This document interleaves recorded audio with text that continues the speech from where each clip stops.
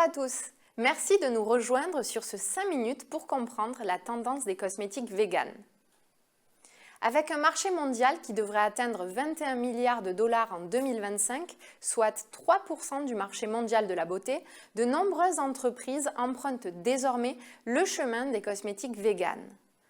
Ce marché mondial devrait enregistrer une croissance de 6,5% d'ici 2027, portée par des marques avec un positionnement marketing engagé, responsable ou écologique et consciente de l'attrait très important des millennials pour ce marché. C'est en Europe que la croissance du marché est la plus forte. Les consommateurs européens, davantage sensibilisés aux polémiques médiatiques sur les ingrédients, se tournent plus naturellement vers des produits d'origine végétale. En effet, dans sa plus simple définition, le vegan se traduit par la garantie de l'absence de matières premières animales et d'origine animale et par principe, le véganisme refuse de participer au commerce des animaux ou à des activités associées telles que les tests sur animaux. Rappelons que depuis plus de 10 ans, les cosmétiques mis sur le marché européen ne font plus l'objet de tests sur animaux. C'est déjà un prérequis réglementaire, donc jusqu'ici, rien de bien spécifique. En revanche, d'un point de vue formulation, les cosmétiques véganes ne contiennent aucune substance d'origine animale comme le lait, la kératine, le collagène, mais aussi des substances comme le miel. Ils sont strictement d'origine végétale. Certains labels véganes interdisent même l'utilisation d'ingrédients lorsque le procédé de récolte fait intervenir les animaux. C'est le cas des cocos ramassés par les singes.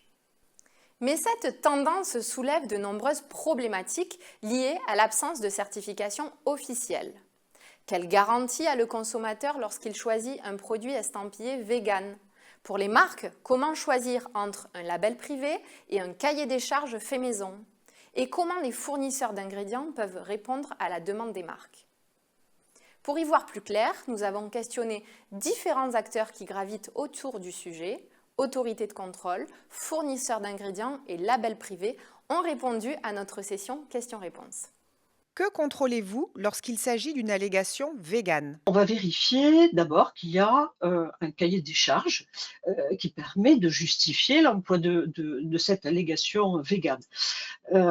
Et que ce cahier des charges correspond bien à la liste des ingrédients qui sont interdits selon la définition la plus communément admise du terme vegan. Et puis également s'il est prévu un respect total de l'interdiction de tests sur les animaux. Après, eh bien, on va vérifier que le cahier des charges est bien respecté, autant pour la composition que pour l'emballage du produit cosmétique. On va vérifier aussi que les professionnels ont bien à la disposition les preuves de ce qu'ils avancent. Et puis à la fin, eh bien, on vérifiera aussi que les signes et les logos qui sont utilisés pour alléguer vegan ne risquent pas de suggérer sans fondement qu'il y ait pu y avoir une approbation par un tiers ou par un organisme officiel. Voilà. Confirmez-vous que les marques peuvent utiliser leur propre cahier des charges? Oui, il est possible de mettre une allégation végane sans passer par un label qui fasse référence à un cahier des charges. Les entreprises, elles peuvent très bien s'auto-labelliser sur leur propre cahier des charges. Quels sont vos critères de certification? Donc, lorsque nous certifions des produits, nous étudions les formules et les matières premières utilisées.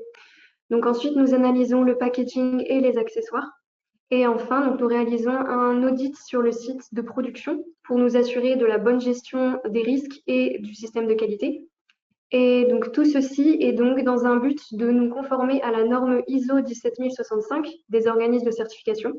Envisagez-vous l'obtention d'une accréditation et qu'est-ce que cela apportera de plus au label?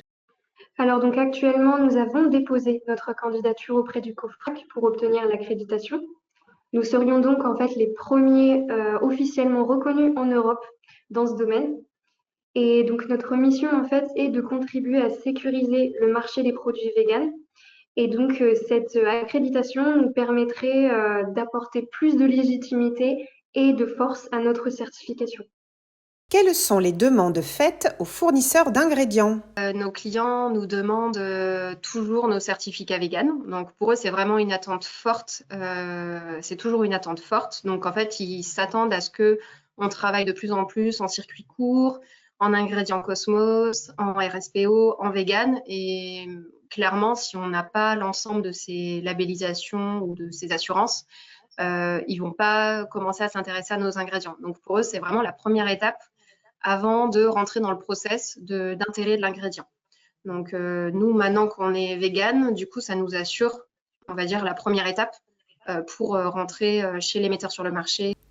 Quels moyens avez-vous engagés? Et alors, c'est très engageant.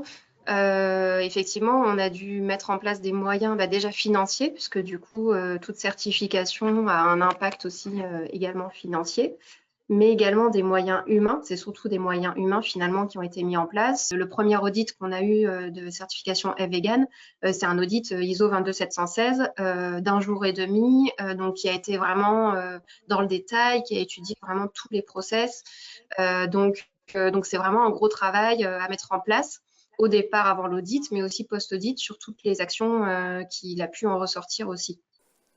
Si l'origine du mouvement vegan est essentiellement éthique, les considérations écologiques ne sont pas en reste. Selon BPI France, la population se tourne vers le véganisme pour des raisons très différentes.